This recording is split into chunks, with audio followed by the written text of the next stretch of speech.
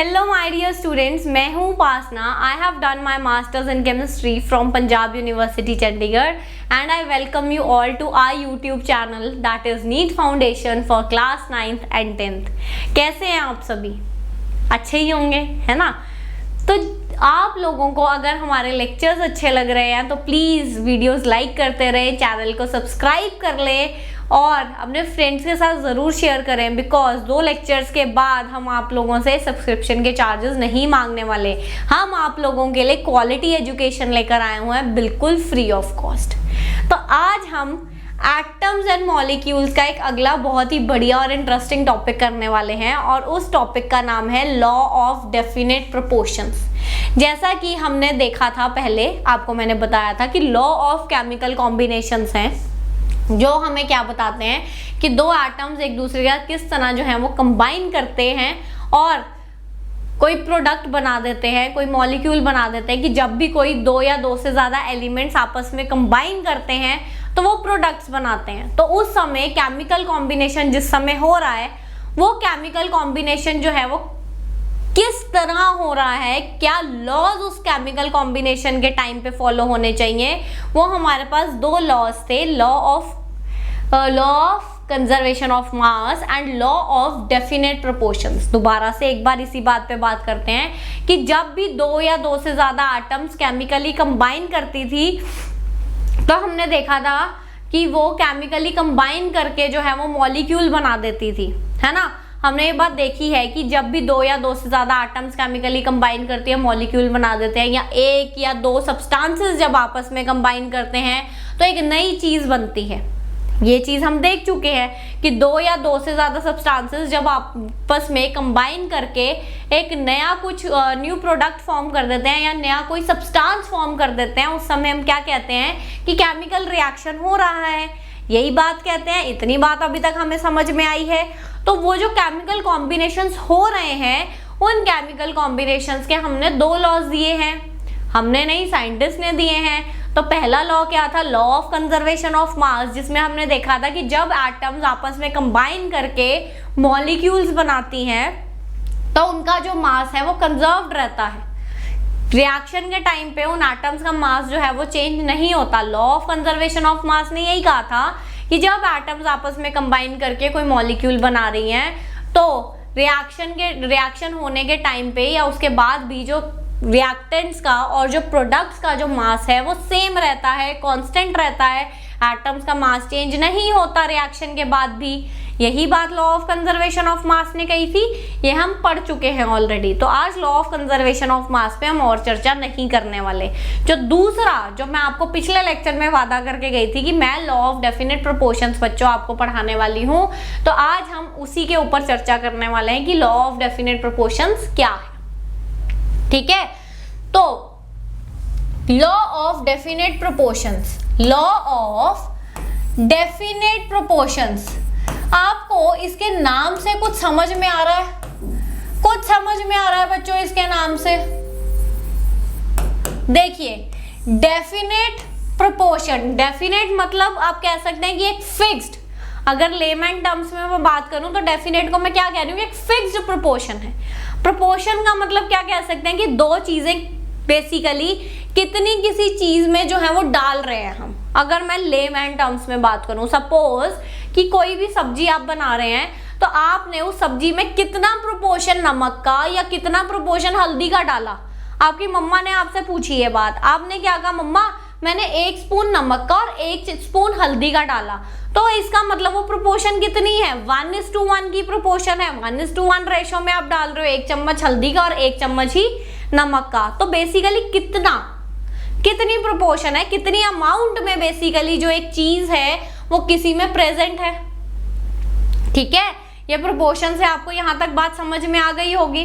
ठीक, तो अब मैं ना अपना एक जगत की बहुत इंपॉर्टेंट चीज के बारे में बात करती हूँ।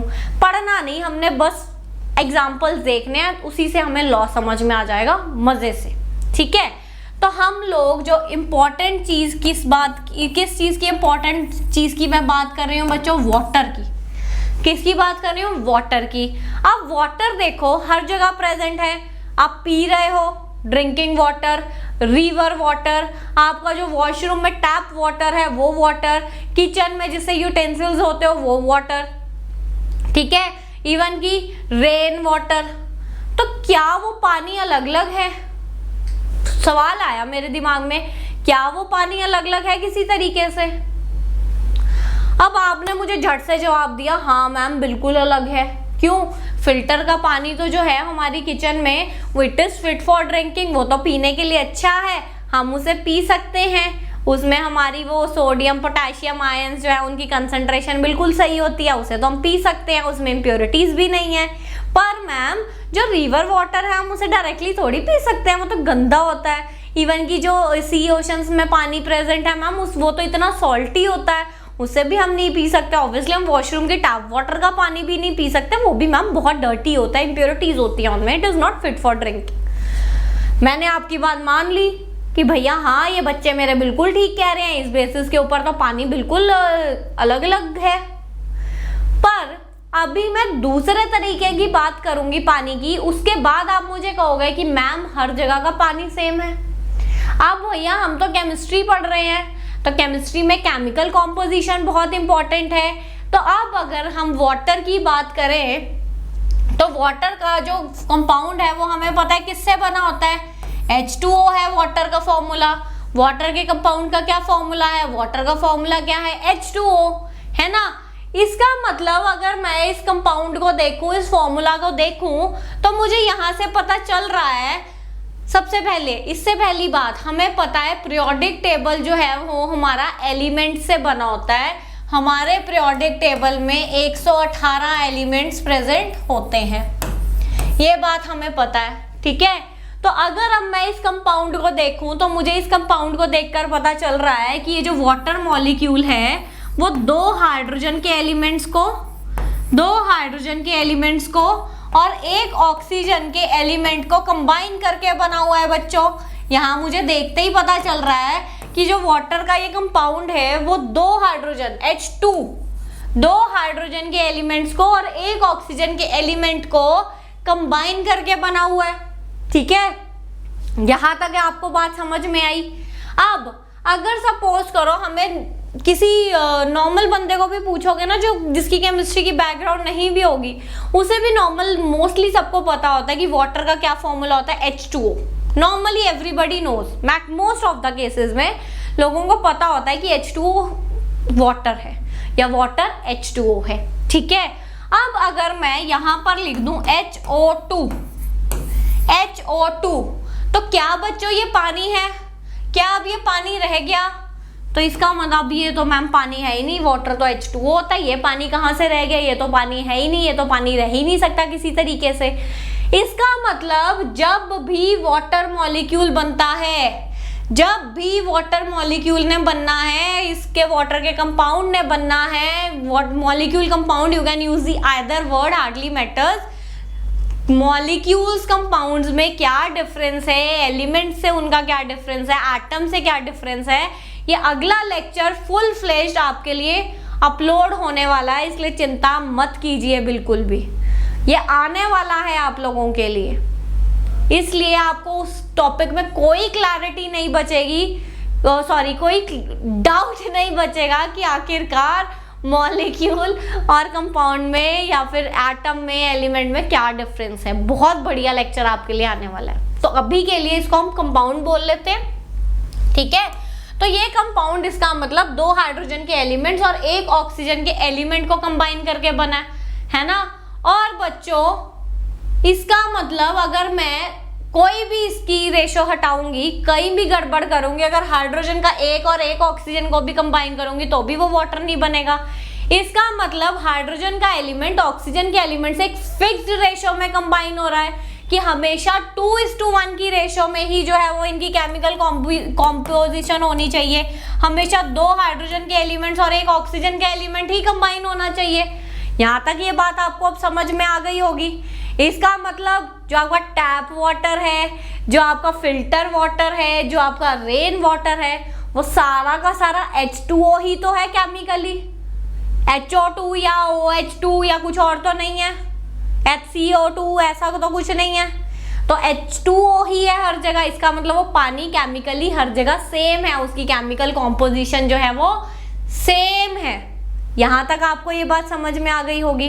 अब बच्चों हमें पता है कि ये जो पीरियोडिक टेबल की एलिमेंट्स है ना, ये जो पीरियोडिक टेबल की एलिमेंट्स हैं 118, ये किससे बनी हुई हैं? ये हर एलिमेंट बहुत सारे छोटे छोटे एटम्स को कंबाइन करके बनी हुई हैं। हर एलिमेंट जो है वो बहुत सारे छोटे छोटे एटम्स को कंबाइन करके बनी हुई हैं।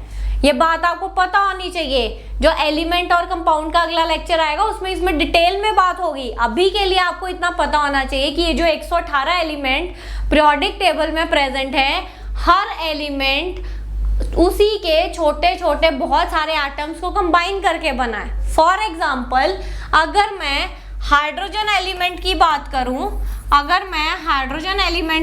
करूं, तो अगर सपोज करो ये एक मेरा हाइड्रोजन एलिमेंट है, ये बाहर वाली जो मेरी कवरिंग है बच्चों, सपोज करो ये मेरा हाइड्रोजन का एलिमेंट है, तो ये जो मेरा हाइड्रोजन का एलिमेंट है ना बच्चों, ये बहुत सारी इस तरह से ये छोटी छोटी बहुत सारी हाइड्रोजन की एटम से बना हुआ है। ये जो मेरा हाइड्रोजन का एलिमेंट है वो बहुत सारे मेरे हाइड्रोजन के एटम्स को कंबाइन करके बना हुआ है। बहुत सारे, ये जो पूरा का पूरा ये हाइड्रोजन के एटम्स हैं, अब ये पूरा का पूरा ये कलेक्टिवली क्या हो गया, मेरा हाइड्रोजन का एलिमेंट बन गया। ये बात समझे आप कि हाइड्रोजन के बहुत सारे एटम्स को कंबाइन करके हाइड्रोजन का एलिमेंट बनता है। सिमिलरली ऑक्सीजन के बहुत सारे एटम्स को कंबाइन करके ऑक्सीजन का एलिमेंट बनता है। कार्बन के बहुत सारे एटम्स को कंबाइन करके कार्बन का एलिमेंट बनता है। डन डील, ठीक है। तो अब बच्चों जब ये एलिमेंट्स कंबाइन कर रहे हैं, तो इनके एटॉमिक मासेस भी तो कंबाइन कर रहे होंगे। मैम मास कहाँ से आ गया? अब हर चीज का यूनिवर्स में कोई ना कोई अपना मास होता है, ठीक है। उसी तरह से जो ये एलिमेंट्स हैं, ये हाइड्रोजन का एलिमेंट या ऑक्सीजन का एलिमेंट बच्चों, इनका भी तो अपना कोई मास होता होगा, है ना? बिल्कुल होता है। तो जब ये एलिमेंट्स आपस में कंबाइन कर रहे हैं तो उनके मासेस भी तो कंबाइन कर रहे हैं, बिल्कुल कर रहे हैं, ठीक है। जब ये एलिमेंट कंबाइन कर रहे हैं तो ऑब्वियसली उनके मासेस भी तो कंबाइन कर रहे हैं। और हमें पता है जो हाइड्रोजन का मास है, मास ऑफ हाइड्रोजन का जो एलिमेंट है बच्चों, उसका मास कितना होता है? 1 ग्राम होता है। ये बात याद रखने वाली है। आपको पता होना चाहिए कि जो हाइड्रोजन का एलिमेंट है उसका मास कितना होता है? 1 ग्राम होता है। सिमिलरली जो मास है, मास ऑफ ऑक्सीजन एलिमेंट का बच्चों जो मास है वो कितना होता है? 16 ग्राम होता है। वो कितना होता है? 16 ग्राम होता है। ये बात भी आपको याद रखनी है कि मास ऑक्सीजन का कितना होता है। हर एलिमेंट का अपना एक फिक्स्ड मास है जो आपको याद करना पड़ेगा अभी के लिए एटलीस्ट 20 एलिमेंट्स तक। फर्स्ट 20 एलिमेंट्स के एटॉमिक नंबर, एटॉमिक मासेस आपको याद होने होंगे, पर वो एटॉमिक नंबर और वो चीजें, एटॉमिक नंबर क्या है, एटॉमिक मास क्या है, वो भी हम धीरे धीरे स्टेप बाय स्टेप पढ़ेंगे। अभी आपके लिए सिर्फ इतना कि हर एलिमेंट का एक मास होता है और वो ऑक्सीजन का मास है 16 ग्राम और हाइड्रोजन का मास है 1 ग्राम, ठीक है। अब मैंने क्या कहा कि जब वाटर मॉलिक्यूल बनना है, जब बच्चों वाटर मॉलिक्यूल बनना है तो 2 एलिमेंट्स हाइड्रोजन के और 1 एलिमेंट ऑक्सीजन का कंबाइन कर रहा है ना। तो इसका मतलब जब एक एलिमेंट ऑफ हाइड्रोजन का मास जो है वो 1 ग्राम है, तो जब 2 हाइड्रोजन एलिमेंट्स कंबाइन कर रही हैं तो 2 का मास कितना होगा बच्चों? ऑब्वियसली 2 × 1, इसका मतलब 2 ग्राम होगा। जब एक हाइड्रोजन का मास 1 ग्राम है तो 2 का कितना होगा? 2 ग्राम होगा। सिमिलरली एक ऑक्सीजन एटम कंबाइन कर रही है तो इसका मतलब एक ऑक्सीजन का तो मास कितना है? 16 है। तो इसका मतलब 2 हाइड्रोजन और 1 ऑक्सीजन एटम आपस में कंबाइन कर रहे हैं, तो इनकी मास रेशो क्या होगी जिससे ये कंबाइन कर रहे हैं? 2 हाइड्रोजन का मास और ऑक्सीजन का मास कितना है? 16। तो ये इस रेशो में कंबाइन कर रहे हैं बाय मास, ये इस प्रोपोर्शन में कंबाइन कर रहे हैं बाय मास। तो इसको बच्चों हम सिंप्लीफाई कर सकते हैं ना, और 2 और 16 कट सकता है, तो 2 1 = 2, 2 8 = 16, तो 1:8, 1:8। इसका मतलब बच्चों जब भी हाइड्रोजन और ऑक्सीजन कंबाइन करके वाटर मॉलिक्यूल बनाएंगे तो उनकी जो एक कांस्टेंट और डेफिनेट प्रोपोर्शन रहेगी बाय मास, एक डेफिनेट और कांस्टेंट प्रोपोर्शन में ही वो कंबाइन करेंगे by mass to form the compound of water. और वो फिक्स्ड और डेफिनेट प्रोपोर्शन बाय मास क्या होगी बच्चों? 1:8 होगी, 1:8 होगी। यही हमारा लॉ ऑफ डेफिनेट प्रोपोर्शंस कहता है। हमारा लॉ ऑफ डेफिनेट प्रोपोर्शन क्या कहता है, आप ये लिख लीजिए। It states that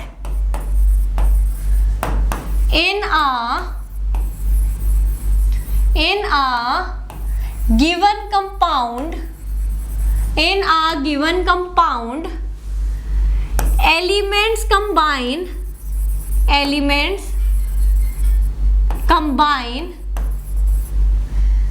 it states that in a given compound elements combine in a definite and constant लिख लेते हैं हम इसको, definite and constant proportion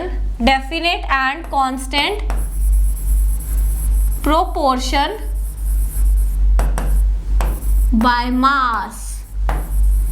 यही आपका लॉ कहता है। It states that in a given compound when elements combine, ठीक है, it states that in a given compound elements combine in a given compound नहीं लिखते, हम लिख लेते हैं it states that to form a compound, it states that to form a given compound, कि जब एक कंपाउंड बनाना है तो एलिमेंट्स हमेशा एक डेफिनेट और कांस्टेंट प्रोपोर्शन में ही जो है वो कंबाइन करते हैं बाय मास। जैसे कि जब वाटर मॉलिक्यूल बनाना है तो 2 हाइड्रोजन के एलिमेंट्स और 1 ऑक्सीजन का एलिमेंट ही कंबाइन करेगा और 1:8 की रेशो में ही वो कंबाइन करेंगे बाय मास।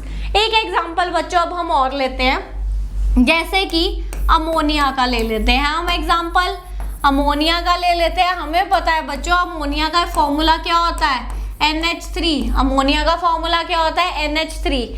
अब जो मास है नाइट्रोजन का, mass of nitrogen is 14 grams. यहाँ पे नाइट्रोजन का मास कितना है ये याद रखना है, मैंने आविष्कार नहीं किया, कहीं से ये होता है।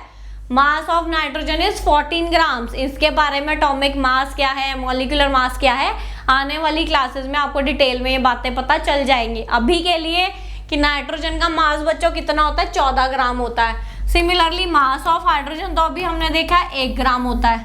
अब अमोनिया का मॉलिक्यूल हमें यहाँ दिख रहा है कि अमोनिया का मॉलिक्यूल कब बन रहा है, जब एक एलिमेंट नाइट्रोजन का और 3 एलिमेंट्स और हाइड्रोजन के आपस में केमिकली कंबाइन करेंगे तभी अमोनिया का मॉलिक्यूल बनेगा। इसका मतलब अमोनिया का मास कितना है, 14 है। नाइट्रोजन का मास कितना है, 14 है। अब 14:2, एक हाइड्रोजन का मास 1 है तो 3 का कितना होगा, 3 होगा। एक हाइड्रोजन का मास 1 है तो 3 का कितना होगा, 3 होगा। इसका मतलब जब भी अमोनिया का मॉलिक्यूल बनना है तो एक नाइट्रोजन और 3 हाइड्रोजन के एलिमेंट्स ही कंबाइन करेंगे और वो कंबाइन किस रेशो में करेंगे, 14:3 की रेशो में करेंगे by mass. 14 nitrogen is to 3, जो पहले ऑब्वियसली उसका मास पहले लिखोगे, जो बाद में उसका तब बाद में लिखोगे। अगर उल्टा लिख दोगे तो वो तो 3:14 हो जाएगा, 3 तो नाइट्रोजन की आ जाएगी। ठीक है, तो ये बात भी आपको क्लियर है। तो अब हम एक लास्ट एग्जांपल ले लेते हैं बच्चों, कार्बन डाइऑक्साइड का। लास्ट एग्जांपल किसका ले लेते हैं, कार्बन डाइऑक्साइड का। अब कार्बन डाइऑक्साइड में देखो बच्चों क्या हो रहा है। कार्बन डाइऑक्साइड में एक एलिमेंट कार्बन की और 2 एलिमेंट्स ऑक्सीजन के ही कंबाइन करेंगे तभी कार्बन डाइऑक्साइड बनेगी। कुछ भी और उल्टा पुल्टा कर दोगे तो कार्बन डाइऑक्साइड नहीं बन सकती। ठीक है, तो अब हमें पता है कार्बन का जो मास है, मास बच्चों कार्बन का क्या होता है, mass of carbon is 12 grams. Carbon का जो एलिमेंट है उसका मास 12 ग्राम होता है। ऑक्सीजन का तो अभी हम देख ही चुके हैं, ऑक्सीजन का कितना होता है 16 ग्राम होता है। तो एक ऑक्सीजन का बच्चों जब मास 16 ग्राम है तो यहाँ पे 2 ऑक्सीजन की एलिमेंट्स हैं, तो इसका मतलब 2 ऑक्सीजन का मास कितना होगा 32 ग्राम होगा। 2 ऑक्सीजन का मास कितना होगा 2 elements of oxygen, 2 elements of oxygen का मास कितना होगा 32 ग्राम होगा। तो इसका मतलब बाय मास कार्बन का कितना है 12, ऑक्सीजन का कितना है 32। तो बाय मास हमेशा जब भी कार्बन डाइऑक्साइड का मॉलिक्यूल बनना है, कार्बन और ऑक्सीजन बच्चों 12:13 की फॉर्म में ही प्रेजेंट होगा। अब इसको भी हम सिंप्लीफाई कर सकते हैं, 2 6 = 12, 2 1 = 2, 2 6 = 12, 2 3 = 6, 2 8 = 16। तो सिंप्लीफाई करके क्या रेशो आ गई 3:8 की रेशो आ गई। जब भी कार्बन और ऑक्सीजन ने कार्बन डाइऑक्साइड मॉलिक्यूल में कंबाइन करना है वो हमेशा ही 3:8 की रेशो में कंबाइन करेंगे, हमेशा ही 3:8 की रेशो में कंबाइन करेंगे। चलिए और छोटा सा केमिकली एग्जांपल लेते हैं। अगर कार्बन और ऑक्सीजन कंबाइन करके कार्बन डाइऑक्साइड बनाते हैं या फिर कैल्शियम कार्बोनेट को जब हम हीट कर रहे हैं उसकी डीकम्पोजिशन के टाइम पे कैल्शियम कार्बोनेट अगर बन रही है, उसकी डीकम्पोजिशन के टाइम पे कार्बन डाइऑक्साइड बन रही है, दोनों ही रिएक्शंस में कार्बन डाइऑक्साइड बन रही है ना। तो अलग अलग तरीके से बन रही है, दोनों ही रिएक्शंस में कार्बन डाइऑक्साइड जो है वो रिलीज हो रही है। तो जब ऐसा होगा, चाहे यहाँ बन रही है चाहे यहाँ बन रही है, वो केमिकली बाय मास जिस प्रोपोर्शन में कार्बन और ऑक्सीजन कंबाइन कर रहे हैं वो सेम है, हमेशा वो रेशो बाय मास फिक्स्ड है 3:8। चाहे CO2 यहाँ बने चाहे CO2 यहाँ बने, चाहे CO2 सॉलिड फॉर्म में प्रेजेंट है चाहे CO2 गैस फॉर्म में प्रेजेंट है, बाय मास उसकी रेशो हमेशा कांस्टेंट डेफिनेट ही रहती है। मैम सॉलिड CO2, हाँ जी सॉलिड CO2। बहुत ज़्यादा अभी हम इसकी डिटेल में नहीं जाएंगे, फर्दर जब चैप्टर में हम इफेक्ट ऑफ प्रेशर देखेंगे, आगे आगे जब जाएंगे तब देखेंगे सॉलिड CO2 को। एक्चुअली इस चैप्टर में नहीं देखेंगे हम CO2 को, हम CO2 को देखेंगे स्टेट्स ऑफ मैटर में। CO2 को कहाँ देखेंगे स्टेट्स ऑफ मैटर में देखेंगे, यहाँ नहीं देखेंगे। इस चैप्टर में हमें नहीं दिखेगी सॉलिड CO2, तो स्टेट्स ऑफ मैटर में हमें दिखेगा सॉलिड फॉर्म में भी CO2 प्रेजेंट होती है। जब हम उस पर लिक्विड स्टेट पे बहुत ज़्यादा प्रेशर लगाते हैं तो सॉलिड में कन्वर्ट हो जाती है। मैम लिक्विड कैसे आई, जब हमने गैसियस CO2 को प्रेशर लगाएंगे तो लिक्विड स्टेट में आ जाएगी, लिक्विड को और ज़्यादा प्रेशर लगाएंगे तो गैसियस स्टेट में आ जाएगी। उस डिटेल में अभी हमने नहीं जाना, अभी हमें सिर्फ इतना पता करना है कि गैसियस CO2 जो है वो हमारी सॉलिड फॉर्म में भी प्रेजेंट हो सकती है। सॉलिड फॉर्म में कैसे प्रेजेंट हो सकती है, dry ice very best example of solid CO2 which is used as a refrigerant. Dry ice it is a solid CO2।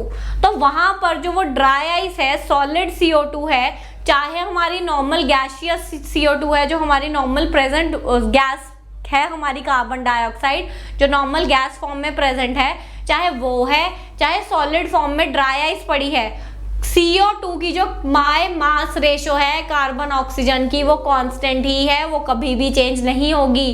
पानी की भी हमने बात करी, पानी चाहे रिवर वाटर है चाहे टैप वाटर है, हमेशा रेशो जो है वो वाटर की हाइड्रोजन/2 ऑक्सीजन की बाय मास 1:8 ही रहेगी, चाहे वाटर किसी और स्टेट में भी प्रेजेंट हो। अभी तो हमने सिर्फ पानी की बात करी, लिक्विड स्टेट की, रिवर वाटर, ये वाटर वो वाटर, चाहे पानी आइस की फॉर्म में भी प्रेजेंट है, चाहे पानी वेपर की फॉर्म में भी प्रेजेंट है, तो वेपर्स में भी या फिर आइस में भी जो वाटर है उसकी केमिकल कॉम्पोजिशन तो सेम ही है ना, H2O ही है, और H2O में हाइड्रोजन/2 ऑक्सीजन की बाय मास रेशो क्या है 1:8 ही है बच्चों।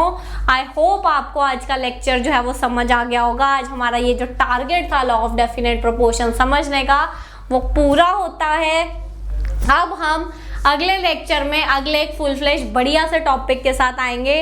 तब तक के लिए पढ़ते रहिए, खाते रहिए, पीते रहिए, स्वस्थ रहिए, तंदुरुस्त रहिए।